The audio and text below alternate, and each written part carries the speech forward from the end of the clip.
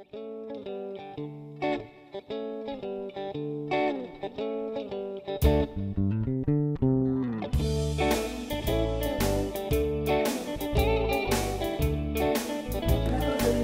my name is Ken Farnham. This is the Florida East Coast Railroad, Brevard Division, Chamberlain Branch. We've been operating for about 10 years, and I'd like to welcome you to my railroad to review what I have done. We have an operating session. This is September 25th, 2010.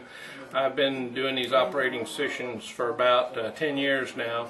I usually have a crew of anywhere from 10 to 14 people that show up for these sessions, and we run about 20 to 25 trains per session.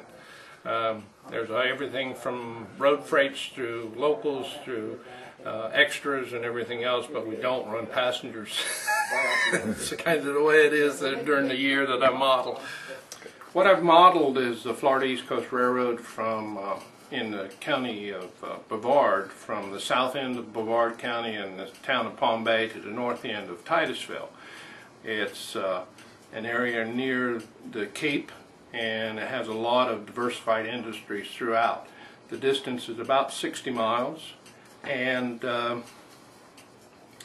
it has about every industry that you can imagine, from soda pop to tarmac and asphalt and concrete and everything else. So it gives a good variety of freight trains to operate.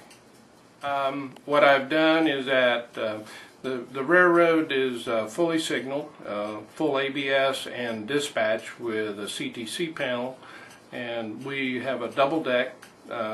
It runs through about 300 feet of main line. Single track, most of it, with passing sidings throughout it.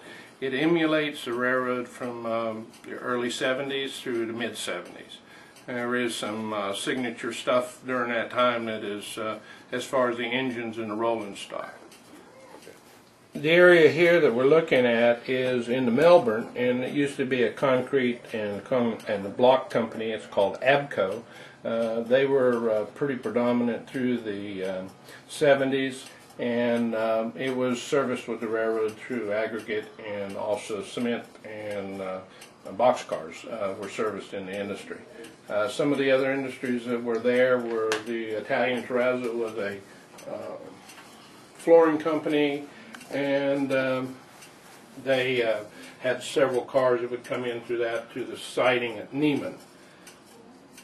I keep it on work. Go ahead. We're looking at the Melbourne area. It kind of downtown Melbourne has several grade crossings throughout the town. It was just a standard town during that year. Used to run passenger service prior to the strike with the FEC. I don't model that period when it was passenger service. It was just strictly freight. South of the Melbourne was Palm Bay. Palm Bay had Florida East Coast had a warehouse down there, and it used to be an interchange to the Cypress Railroad back in the turn of mid 40s and 50s. There's still industry that works down in through that area as far as Palm Bay had a small fiddle yard that was designed for southbound traffic. They would bring in loaded cars from the north, as it being a single point railroad, and then locals would work the loaded cars through the industries in.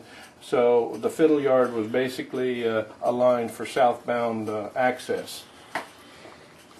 The industries were oil companies, lumber yards. There was some different distributors for different oil companies through the Palm Bay area. North of Cocoa is an area called City Point. City Point was a major rinker distributor for aggregate. They bring in unit trains of rock on a daily basis. Anywhere from 70 to 100 cars a day would come into this area and then be distributed throughout the Brevard County area. There are also other industries there. There was a warehousing section, which I didn't model. I didn't have the space for, but it has a warehousing section, and also there was a syrup distributor in the area. North of City Point is an area called Sidco Park. This has the kind of the north end of the Rinker plant was an exit on a Y that came out on the north end. Then there was a small Florida Mining and Mineral Company was a small concrete batch company which kind of competed with some of the other manufacturers, concrete people in the area. North of that area is a little bit is kind of a freelanced area. There was a Florida Power and Light and Orlando Utilities had power plants up in there, but they were actually oil burners. But to give a little variety for the layout, I made this coal trains come in here and offload unit coal trains and take the empties out. This area that we're in here is actually Lake Washington Road. It's north of Melbourne, and it has a concrete block plant there that Brinker has that works there, which brings in about 30 cars a day under the prototype, and I've emulated that with 5 car exchanges and empties a day on this area. We're looking at the north end, north of Frontenac, north of the power plant area. It goes into Titusville, and it's a double track main line through Titusville, and a lot of trains would meet in this area.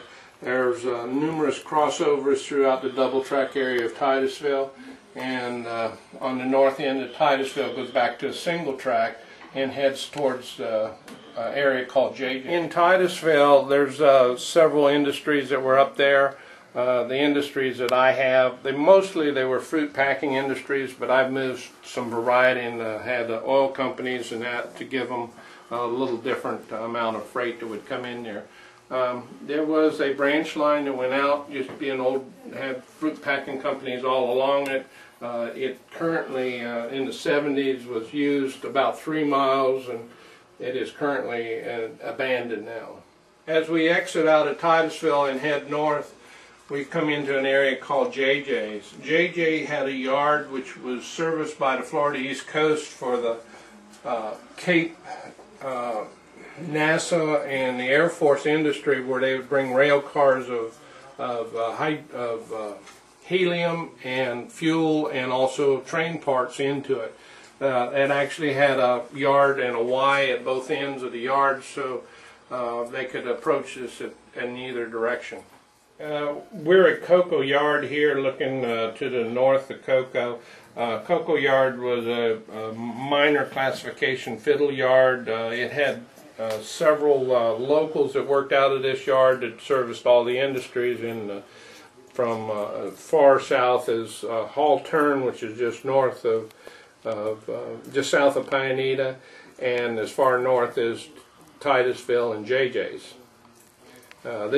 There was usually 2 to 3 freights or locals that worked this area, and they would handle all of the different switching moves.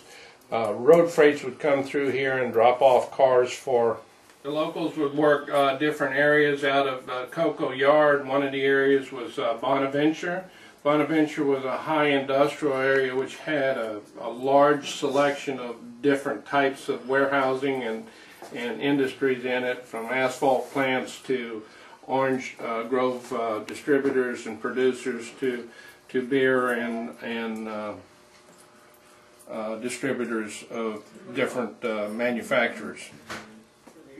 Coming out of Bonaventure and looking to the south, we'll come into a passing siding known as Pianita.